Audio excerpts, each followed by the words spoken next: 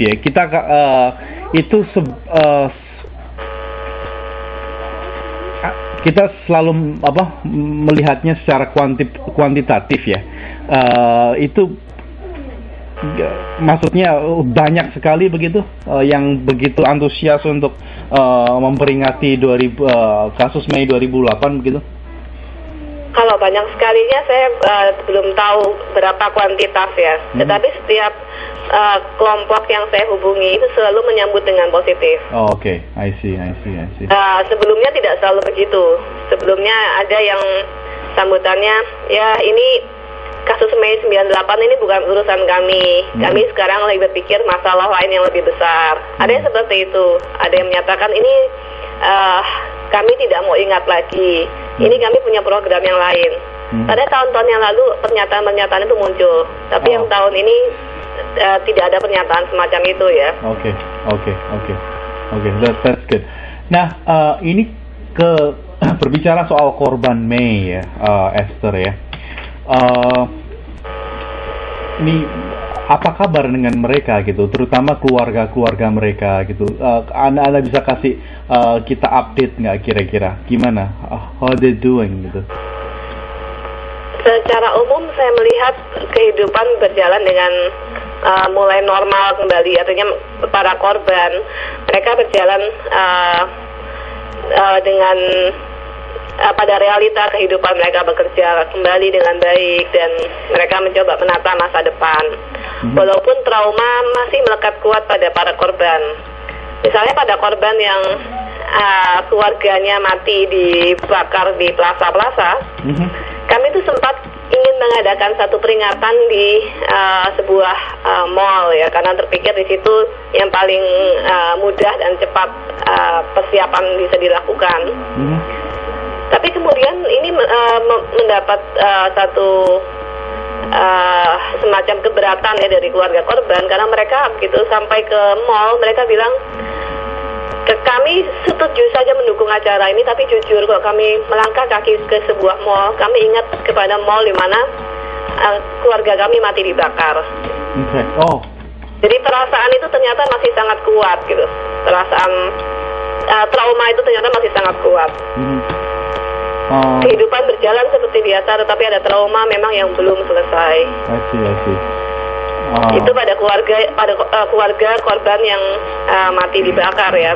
Tentu untuk korban yang mengalami kekerasan sendiri, saya menduga bahwa traumanya pun tidak kalah dalamnya. Jadi kita memang mencoba berpikir lebih serius tentang bagaimana menangani masalah penyembuhan luka-luka ini. Bagaimana kita mengakui bahwa luka itu memang ada, tetapi kita tidak berpijak pada persamaan bahwa kita sama-sama terluka, tetapi kita berpijak pada kita punya pengharapan yang sama untuk menyembuhkan luka bangsa, untuk kita bisa maju ke depan. Dalam hal itu para korban sepakat. Mereka menyatakan ya memang semua sudah terjadi. Kami tidak ingin terus-menerus menangis. Kami mau melangkah ke depan, tapi kami juga tidak mau peristiwanya dilupakan. Biar kami saja mengalami, tetapi generasi ke depan, anak cucu kami, jangan lagi mengalami hal yang sama. Ya, di luar korban-korban yang mati dibakar di mall, misalnya korban-korban yang mungkin mengalami kekerasan seksual dan segala macam, kalau mungkin Anda tahu itu, bagaimana kabar mereka?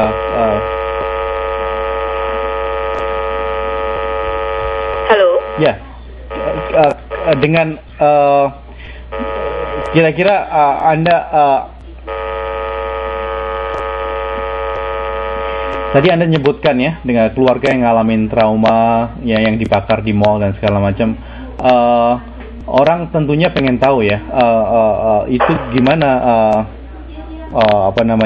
korban yang mungkin Anda mungkin tahu begitu, yang mengalami kekerasan seksual dan segala macam, apakah bagaimana kabar mereka gitu?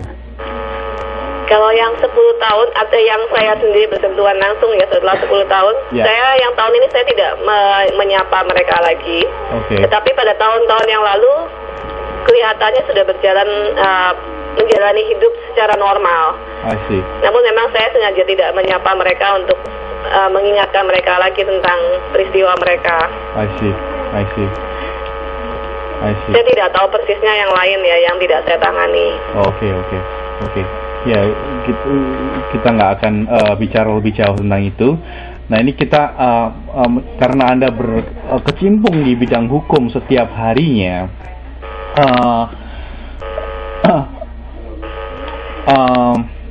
kita pengen tahu ya, efek daripada dampak daripada kejadian Mei ini terhadap masyarakat Tionghoa itu kan ada beberapa produk undang-undang yang dulunya membelenggu masyarakat Tionghoa itu kan sudah diangkat. Itu semua orang udah tahu, ya kan?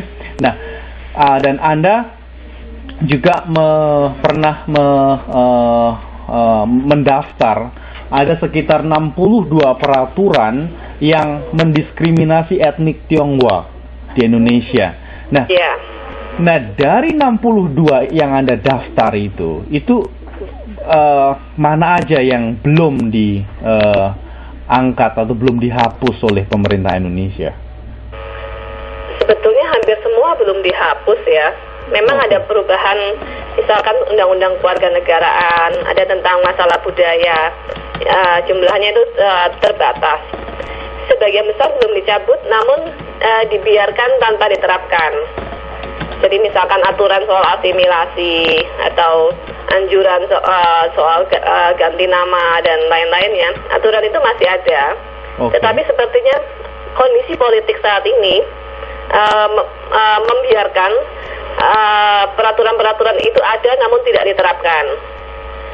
Yang saya lihat banyak peraturan lain yang saya kita tidak pegang tentang peraturannya itu apa, tetapi memang masih diterapkan di Indonesia, seperti misalkan SBKRI dianggap tidak diperlukan ya, tetapi dalam praktek untuk pendataan, misalkan orang mau menikah etnis Tionghoa di beberapa wilayah, banyak wilayah yang saya tahu, itu muncul permintaan-permintaan yang lain. Misalnya formulirnya beda, ada formulir entah N1, N2 yang mendata secara tetap pendataannya sama, ini orang ini etnis Tionghoa atau bukan.